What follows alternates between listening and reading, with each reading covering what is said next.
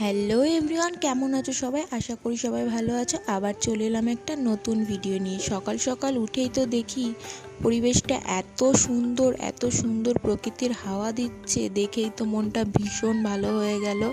কাজ করছি আর ঠান্ডা ঠান্ডা হাওয়া গায়ে লাগছে যখন, প্রাণটা যেন জুড়িয়ে যাচ্ছে। এই জন্যই হয়তো গ্রামের পরিবেশ মানুষের এত ভালো লাগে। আমার তো গ্রাম ভীষণ পছন্দের। শহর নামক জায়গাটা আমার কাছে দু একদিনের জন্য ঘুরতে যাওয়ার জন্যই পছন্দ। তাছাড়া আমার শহর একদমই পছন্দ না। ওখানে যদি আমায় একটা সপ্তাহ কেউ রাখে, আমি হয়তো অসুস্থ হয়ে পড়ব। প্রকৃতির এই সুন্দর দৃশ্য গ্রাম ছাড়া হয়তো কোথাও কেউ দেখতে পাবে না। আমি না জবের থেকে বড় হয়েছি, একটু বুঝতে শিখেছি যে মেয়েদের বিয়ে করে অন্য কোথাও চলে যেতে হয়।